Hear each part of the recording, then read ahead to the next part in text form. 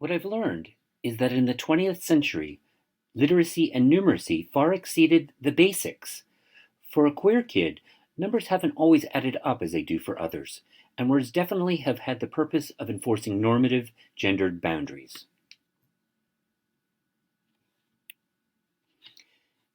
In the 20th century, homophobic sponsorships of literacy often reproduced and sustained heteropatriarchal discourses, as well as restricted the identities of homosexuals.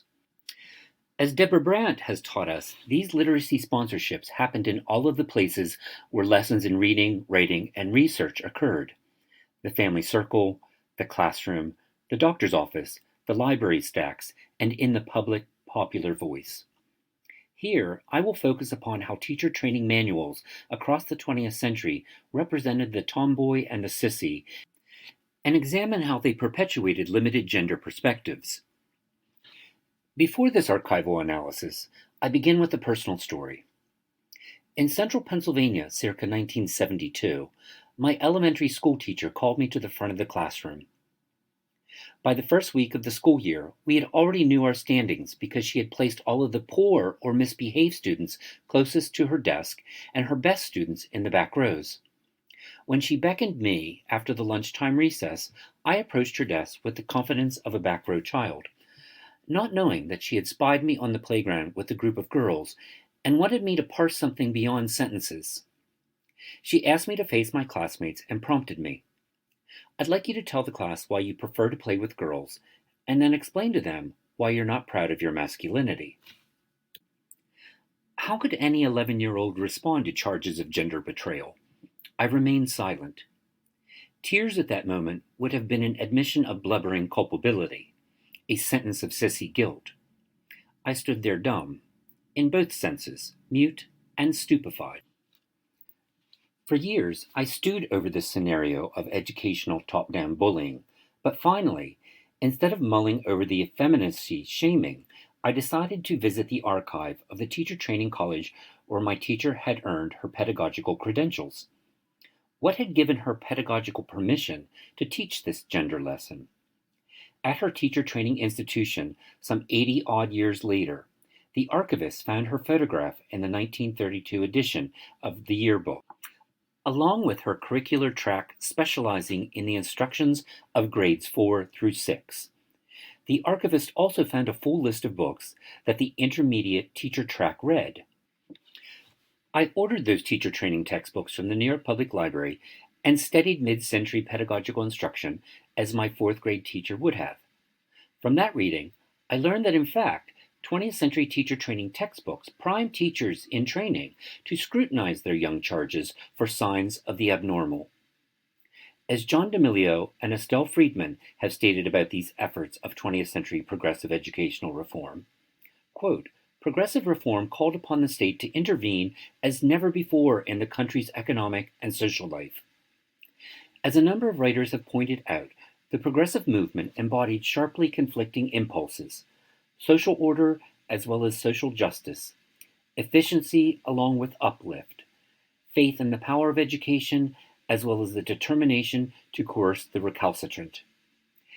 Issues of sexual behavior and morality easily lent themselves to these contrasting tendencies. Some reformers urged education to check the spread of vice and disease, while others organized campaigns of repression." Unquote.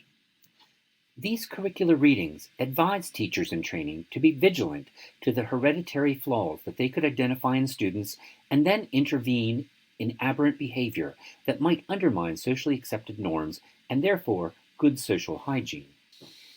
In this era, teacher training curriculum often initiated the first semester with a course in biology because it would allegedly help young instructors to make scientific observations about their students' physiologies and behaviors that could identify their social problems. In the 1933 Educational Biology, William Atwood and Elwood Heiss underscore how biology's interest in heredity, eugenics, euthenics, and social hygiene could help teachers intervene in detrimental environmental influences, as well as identify and correct their students' inherited flaws. The textbook delves into a number of social studies that have been made of families showing the presence of mental and moral deficiencies through several generations. And while they admit that educational training can never transform a dull individual into a genius or a feeble-minded individual into a normal person, they urge teachers in training to take an active role in influencing the social fabric through their instructional influence. They offer some concluding advice. The teacher can do nothing at all to improve the heredity of those who come to her classes, but her influence may in some measure affect future generations. It is a long and patient campaign which we must wage if we are to make progress along the lines of eugenics. Year by year, there are signs of progress.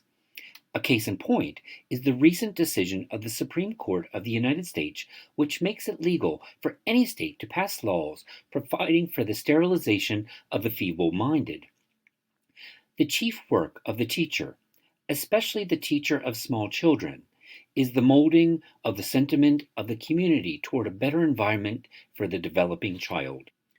In invoking educational vigilantism, these experts encourage teachers to stay alert to defects and abnormalities that they should attempt to rectify in their communities. I can't help to imagine what the tenor of some parent-teacher conferences must have sounded like in this era. In the 1924 Principles of Education, J. Crosby Chapman and George S. Counts launch a discussion of how to improve the race, or as they label it, the Great Society, stating, quote, "Viewed as a mode of social control and as the most powerful force of good or evil in the Great Society, education becomes the most significant and at the same time the most humanistic of all the social sciences." Unquote. Later in the textbook, the authors ask what forces in modern society tend to foster an unnatural sex life, and warn their readers of the migratory ne'er-do-wells whose maladjustment deny them a normal family life that will inevitably lead to perverted sex habits or to the direction of the impulse into subterranean channels. In this program's curricular training of teachers, the instructional role they would eventually assume would far exceed the imparting of the basics of reading, writing, and arithmetic, but the 3 R's would need to teach society students the essential contributions which literacy and numeracy play in effective and happy participation in the great human activities of health, family, industry, citizenship, recreation, and religion. If these principles of education do anything, they convince teachers of their role in upholding the normative social structures that attempted to demean and or make the perverse homosexual citizen invisible. In this chapter of my book, I have many more examples where teacher training manuals guide young instructors into normativizing educational endeavors. But under the limitations of time, I finish with the 1959 fourth edition of Ruth Strang's An Introduction to Child Study, which is the most explicit textbook that addressed gender identity development. Professor Ruth Strang of the Teachers College, Columbia University, remarks upon the development of self-awareness attached to gender, writing, "An important developmental task of this period, circa 3rd to 6th grade, is to establish masculine and feminine identity.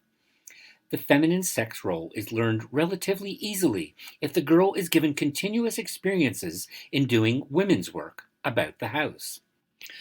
Unlike his sister, a boy has no tangible model to emulate. Furthermore, many of the masculine functions are less obvious to the child. Moreover, when boys and girls dress alike, play the same kind of games, observe the similarities in the home activities and occupations of their fathers and mothers, and the cultural drift towards the he-women and she-men, it becomes difficult for a boy to learn what it means to be a man and a girl to learn what it means to be a woman." Strang further defines the distinctive interest of boys and girls and expresses her consternation about the loss of traditional masculinity, while not so worried about traditional femininity. She writes, "A boy may try to assert his masculinity through interest in machines, science, strenuous outdoor activities, and daring adventures. But his distinctive masculine role becomes dimmed when he finds girls also tinkering with cars, getting as high marks as he does in algebra and science, playing most of his games except football and boxing. How can this problem of masculine identity be solved? Strang perpetuates clearly discernible roles for men and women and how they should uphold to the tried and true normative nature of men and women. Strang wants to ensure that teachers in training will learn how schools should ensure that these gender lessons get introduced and learned. Teaching becomes a métier in the reproduction of binaristic gendered society, as well as one that promotes normativity as preemptive measures to how the he-woman or she-man would eventually and inevitably evolve. Why do you like to play with girls? Why aren't you proud of your masculinity? These two questions posed by my elementary school teacher highlights a mindset about the prescribed expected behaviors of boys and girls in the early to mid-20th century, yet not one that just randomly seeped through to people as a process of cultural osmosis. The teaching of gender roles would permeate teacher training as written by the authors above. And if parents failed in their duties to toughen their boys and soften their girls, then gender lessons might be the topic of the day in the classroom. With this type of teacher acculturation, queer kids could expect some unexpected lessons at school, and that parental inquiry, "What did you learn at school today?" might be an embarrassingly difficult question to answer for the fey boy or butch girl who had just arrived home from some stern gender lessons. If we don't acknowledge the powers of heteropatriarchal sponsors of literacy, we cannot identify the architects of socially established and accepted discourses around the binaristic knowledge of sexuality and gender. The epistemology of heteronormativity has emerged from the language-building, rhetorically driven efforts of diverse groups with a shared goal to preclude divergent discourses of gender and sexuality. As I explain in other parts of queer literacies, the countervailing efforts of queer literates push back with an unequal but forthrightly opposing force. Furthermore, I look at the ways that certain LGBTQ organizations, such as the Gay Teachers Alliance of New York City and the Gay Academic Union, upended these disparaging rhetorics through their own teacher training efforts. Their queer literacy labors advocated both for the queer teacher and queer students, ensuring a safer, more equitable educational environment for the love that could not learn its name. While this chapter looks at teacher sponsorship, queer literacies examine the literate sponsoring roles of families, librarians, psychiatrists, and the AIDS virus, and how each uniquely yet interdependently pushed literate agendas in the 20th century. In the 21st century, the subtleties of sexualized and gendered sponsor schemes of literacy continue to clamor for discursive control. Digital platforms and social media nuance how literacy-bound capabilities of reading, writing, researching, and critical thinking inform and proliferate. I encourage young scholars to remain attentive of literacies and how their sponsors enable and thwart the dynamic literate capabilities that help us survive and thrive.